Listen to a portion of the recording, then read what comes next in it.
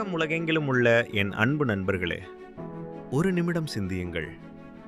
கடந்த சில வாரங்களாக நம் தெற்காசிய பிராந்தியத்தில், குறிப்பாக இலங்கை மற்றும் இந்தியாவின் வரலாற்றிலேயே மிகவும் துயரமான அத்தியாயத்தை அரங்கேற்றிய ஒரு பெயர் எது தெரியுமா?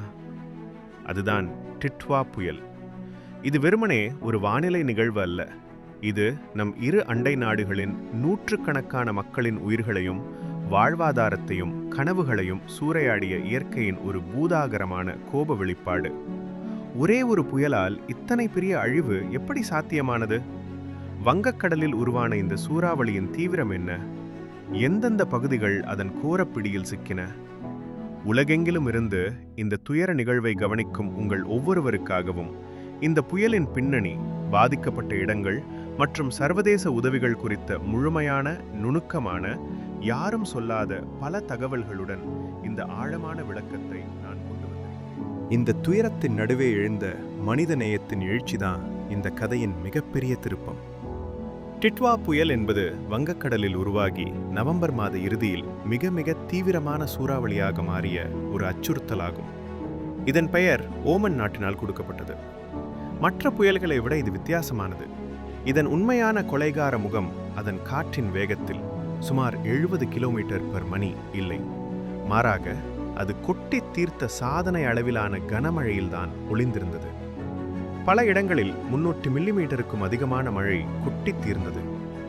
இந்த வரலாறு காணாத மழையும் அதனால் ஏற்பட்ட பெரும் வெள்ளமும் பாரிய நிலச்சரிவுகளும் தான் இந்த அழிவுக்கு காரணமாகின. குறிப்பாக கடல் மட்டத்திலிருந்து சற்று உயரமான நிலப்பரப்பை கொண்ட இலங்கைக்கு இந்த தீவிரமான நிலச்சரிவுகள் தான் மிகப்பெரிய உயிரிழப்பை ஏற்படுத்தின. இலங்கையில் மட்டும் உத்தியோகபூர்வமாக அறிவிக்கப்பட்டதை விட அதிகமாக 400க்கும் மேற்பட்ட மனித உயிர்கள் பலியாகி 300க்கும் அதிகமானோர் இன்னமும் காணாமல் போயிருக்கிறார்கள். இது கடந்த பல தசாப்தங்களில் நாடு எதிர்கொண்ட மிக மோசமான இயற்கை பேரிடராக மாறியுள்ளது. மிகவும் பாதிக்கப்பட்ட இலங்கையின் மாவட்டங்களை பற்றி பார்ப்போமானால் அது நம் மனதை உலுக்குகிறது. மத்திய மாகாணத்தில் உள்ள கண்டி, நுவரெலியா, பதுளை, மாத்தளை போன்ற மாவட்டங்கள் பெரும் துயரத்தை சந்தித்தன. இங்குள்ள மலையக தமிழ் மக்கள் அதிகம் வாழும் தேயிலை தோட்ட பகுதிகள்தான் மிக மோசமாக பாதிக்கப்பட்டன. தொடர்ச்சியான நிலச்சரிவுகளால் லயன் அறைகள் மற்றும் சிறிய வீடுகள் புதைந்து போனதால் இங்கு அதிகபட்ச உயிரிழப்புகள் ஏற்பட்டன. அதேபோல தலைநகர் கொழும்பை உள்ளடக்கிய மேல் மாகாணமும் கம்பஹா, களுத்துறை போன்ற பகுதிகளும் களனி ஆறு மற்றும் பிற ஆறுகளின் வெள்ளப்பெருக்கால் மூழ்கின.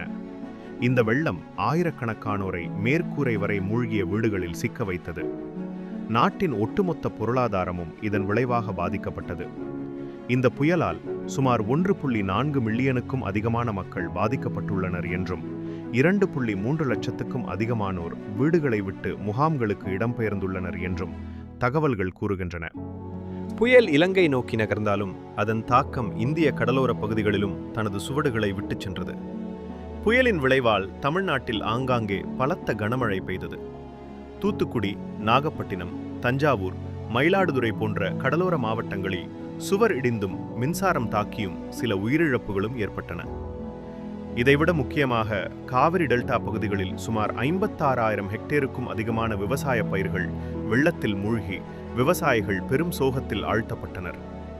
இந்த துயரத்தின் நடுவேதான் மனித நேயத்தின் உச்சகட்ட எழுச்சியை நாம் கண்டோம்.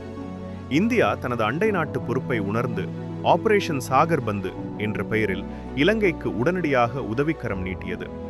இந்திய விமானப்படைக்கு சொந்தமான விமானங்கள் மூலம் சுமார் 28 டன்னுக்கும் அதிகமான நிவாரணப் பொருட்கள் மற்றும் மருத்துவ உதவிகள் இலங்கைக்கு கொண்டு செல்லப்பட்டன.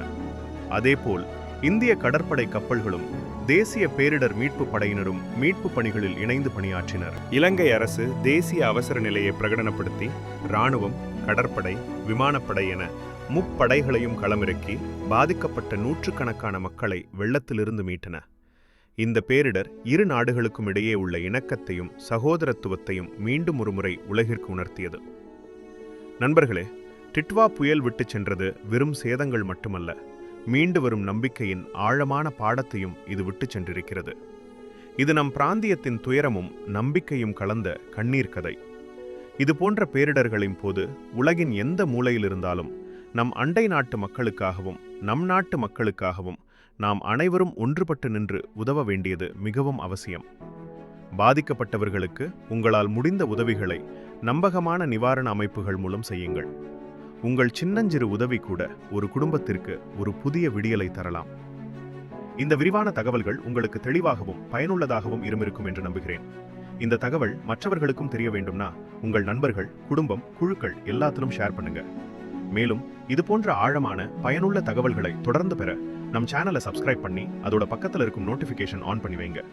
அடுத்த முக்கியமான தகவலோட மீண்டும் சந்திக்கிறேன். நன்றி நண்பர்களே.